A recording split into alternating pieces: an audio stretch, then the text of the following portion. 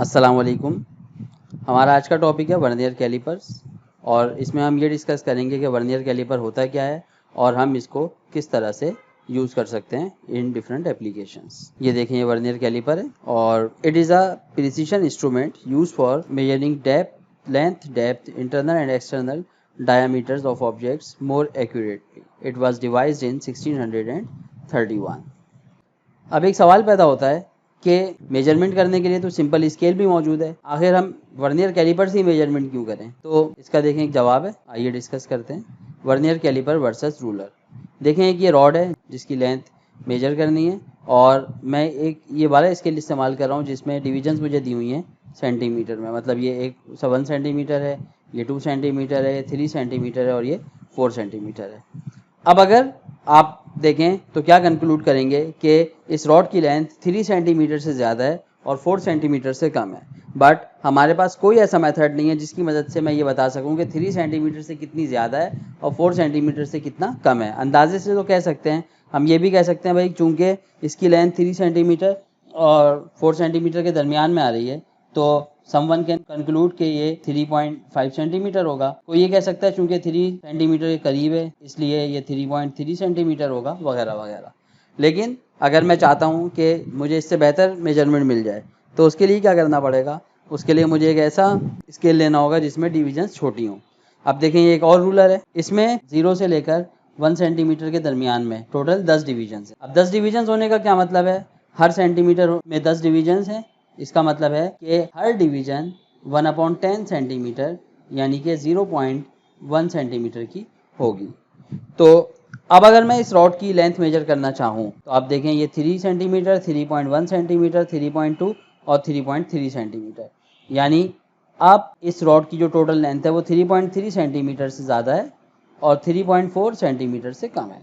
तो आपने देखा कि अब जो हमारा रिजल्ट है वो थोड़ा सा कन्फाइंड हो गया। पहले हम ये कंक्लूड कर सकते थे कि हमारे पास जो रॉड की लेंथ है वो 3 और 4 सेंटीमीटर के बिटवीन है, लेकिन अब हम क्या कंक्लूड कर सकते हैं कि इस रॉड की लेंथ 3.3 सेंटीमीटर और 3.4 सेंटीमीटर के दरमियान में है। तो व्हाट डज इट मीन? ऊपर वाले स्केल में जो मेजरमेंट करने की सलाहियत है वो 1 सेंटीमीटर या उससे अबव है। यानी 1 सेंटीमीटर वो स्मॉलेस्ट मेजरमेंट है जो हम इस इंस्ट्रूमेंट से कर सकते हैं। इसी तरह से जो नीचे वाला इंस्ट्रूमेंट है इसमें हम 0.1 सेंटीमीटर की मेजरमेंट इजीली परफॉर्म कर सकते हैं। तो हम ये कह सकते हैं ऊपर वाले स्केल का लीस्ट काउंट 1 सेंटीमीटर है और नीचे वाले स्केल का जो लीस्ट काउंट है वो 0.1 सेंटीमीटर है। यहाँ पर लीस्ट काउंट की डेफिनेशन भी हमारे पास आती है कि लीस्ट काउंट वो मिनिमम मेजरमेंट होती है जो हम किसी भी इंस्ट्रूमेंट से परफॉर्म कर सकते हैं। तो जितना लीस्ट काउंट छोटा होगा स्केल उतना एक्यूरेट होगा। अब अगर मैं चाहता हूँ कि 3.3 और 3.4 सेंटीमीटर के दरमियान में भी मुझे और अच्छी रीडिंग मिल जाए तो फिर मुझे एक ऐसा इंस्ट्रूमेंट लेना पड़ेगा जिसका लीस्ट काउंट इससे भी कम होगा। तो वर्नियर कैलिपर एक ऐसा इंस्ट्रूमेंट है जिसका लीस्ट काउंट 0.1 सेंटीमीटर से बहुत कम यानी 0.01 सेंटीमीटर यानी 0.1 सेंटीमीटर का 10वां हिस्सा या 0.005 सेंटीमीटर यानी 0.1 सेंटीमीटर का 20वां हिस्सा होता है। ये देखें, ये वर्नियर कैलिपर है, इसका मेन स्केल। इसमें जो टोटल रीडिंग दी हुई है 0 से लेकर 15 सेंटीमीटर तक, it is given in centimetres.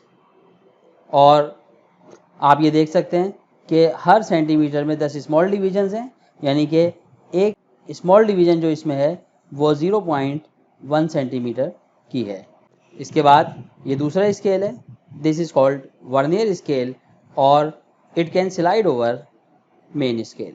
ये तीसरी एक देखें, ये रॉड है, ये नीचे निकलती है, this is called depth gauge और जैसा कि नाम से जाहिर है ये डेप्थ मेजर करने के लिए इस्तेमाल होती है। ये 2 जॉज हैं ऊपर, these are called upper jaws और ये जॉज इस्तेमाल होते हैं इंटरनल डायामीटर मेजर करने के लिए। मिसाल के तौर पे देखें, एक ट्यूब है, अब अगर मैं चाहता हूँ इस ट्यूब का इंटरनल डायामीटर मेजर करूँ तो इस जॉज को अंदर लेकर जाएंगे और ये एक जॉ इस जगह पर आ जाएगा और दूसरा जॉ इस जगह पर आ जाएगा। ठीक है, तो इंटरनल डायामीटर मेजर करने के लिए अपर जॉज यूज़ होते हैं। उसके बाद ये लोअर जॉज हैं, these lower jaws are used for to measure external diameters and length। ये लॉकिंग स्क्रू है, जैसा कि नाम से जाहिर है, जब हम इस स्क्रू को टाइट कर देंगे तो फिर jaws move, vernier scale move होना बंद हो जाएगा। जब वर्नियर स्केल मूव नहीं होगा तो जॉज और ये जो डेप्थ गेज है ये भी मूव नहीं होगा। मेन स्केल रीडिंग याद रखिएगा सेंटीमीटर में होगी, और 1 सेंटीमीटर में 10 मिलीमीटर होते हैं। 1 मिलीमीटर ज़ाहिर है 0.1 सेंटीमीटर के बराबर होगा। जो स्मॉल डिवीज़न है वो 1 मिलीमीटर या 0.1 सेंटीमीटर की होगी। इसी तरह से वर्नियर स्केल पे टोटल 20 डिवीजन्स हैं। अब हम ये डिस्कस करेंगे कि वर्नियर कैलिपर को किस तरह से इस्तेमाल करते हैं, और उसके लिए हम हेल्प लेंगे एक एग्जांपल की।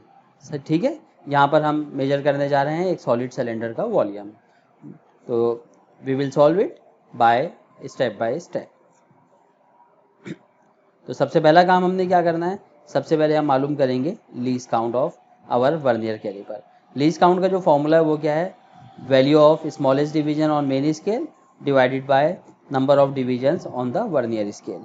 अब अगर मैं इससे पिछली स्लाइड पे जाऊं तो आप देखें मेन स्केल पर जो मिनिमम डिवीजन है वो कितनी है, 0.1 सेंटीमीटर, और टोटल वर्नियर स्केल पे टोटल कितनी डिवीजन्स है, 20। तो ये दोनों वैल्यूज़ अगर मैं इसमें सब्स्टिट्यूट कर दूं, 0.1 सेंटीमीटर और टोटल जो 20 डिवीजन्स हैं, तो लीस्ट काउंट आ जाएगा हमारे पास 0.005 सेंटीमीटर। यहाँ पर मैं ये एक चीज़ बिल्कुल क्लियर कर दूं कि हर वर्नियर कैलिपर का लीस्ट काउंट 0.005 सेंटीमीटर नहीं होता। 90% जो हमारे पास वर्नियर कैलिपर्स हैं उनका लीस्ट काउंट होता है 0.01 सेंटीमीटर। लेकिन अब जो वर्नियर कैलिपर्स आ रहे हैं वो ज़्यादा एक्यूरेट हैं, जिनका लीस्ट काउंट है 0.005 सेंटीमीटर। जितना लीस्ट काउंट कम होगा उतना इंस्ट्रूमेंट ज़्यादा एक्यूरेट होगा।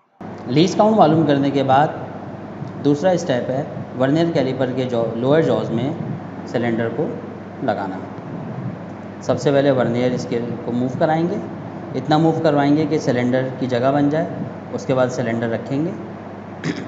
सिलेंडर रखने के बाद इस स्क्रू से हम टाइट कर देंगे वर्नियर स्केल को, ताकि वर्नियर स्केल मूव ना करे।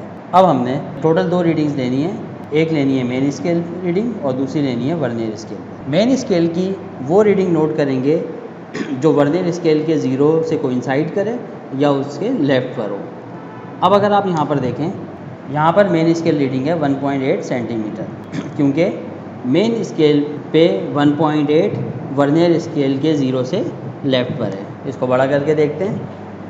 आप ये देखें कि ये 1.6 है, 1.7 है, ये 1.8 है और 1.9 है। 1.8 वर्नियर स्केल के लेफ्ट पर है और 1.9 वर्नियर स्केल से राइट पर है। तो वी विल सिलेक्ट 1.8 सेंटीमीटर, यह हमारे पास हो जाएगी मेन स्केल की रीडिंग। इसके बाद अगला स्टेप है वर्नियर स्केल की रीडिंग लेना। वर्नियर स्केल की वो डिवीज़न हम नोट करेंगे जो मेन स्केल की किसी भी डिवीज़न के साथ कोइंसाइड करे। अब आप देखें, ये 0 वाली कोइंसाइड नहीं कर रही, ये भी कोइंसाइड नहीं कर रही, ये भी कोइंसाइड नहीं कर रही, लेकिन ये जो रीडिंग है ये आप देख सकते हैं ये कोइंसाइड कर रही है। तो ये जिस पे 3 लिखा हुआ है ये डिवीज़न मोस्ट सूटेबल कैंडिडेट है वर्नियर स्केल रीडिंग की। अब यहाँ पे देखें लिखा हुआ तो 3 है, लेकिन टोटल डिवीजन्स कितनी हो गई, 1 2 3 4 5 6। तो वर्नियर स्केल रीडिंग कितनी आ गई, n = 6। अगला स्टेप ये है कि जो वर्नियर स्केल की रीडिंग आई है यानी n हमारे पास जिसकी वैल्यू 6 है, उसको लीस्ट काउंट से मल्टीप्लाई करेंगे और ये जो वैल्यू हमारे पास आएगी it will be known as fractional part FP। यहाँ पर लीस्ट काउंट है 0.005 सेंटीमीटर और n 6 है, मल्टीप्लाई कर लें तो हमारे पास आ जाएगा 0.03 सेंटीमीटर। अब हमने मालूम करना है सिलेंडर का डायामीटर। तो टोटल डायामीटर मालूम करने के लिए हम मेन स्केल रीडिंग और फ्रैक्शनल पार्ट दोनों को ऐड कर देंगे। मेन स्केल रीडिंग है 1.8 सेंटीमीटर, फ्रैक्शनल पार्ट है 0.03 सेंटीमीटर, टोटल आंसर आ जाएगा 1.83 सेंटीमीटर। अब हम यही मेथड इस्तेमाल करेंगे सिलेंडर की लेंथ मालूम करने के लिए। और अब चूँकि हमने लेंथ मालूम करनी है इसलिए जॉज के दरमियान में सिलेंडर को इस तरह से रखेंगे कि हमें सिलेंडर की ये जो लेंथ है ये मालूम हो जाए। अब मेन स्केल रीडिंग देखें तो वर्नियर स्केल का 0 मेन स्केल की रीडिंग 4.8 के बाद और 4.9 से पहले आ रहा है। तो मेन स्केल रीडिंग हम ले लेंगे 4.8 सेंटीमीटर।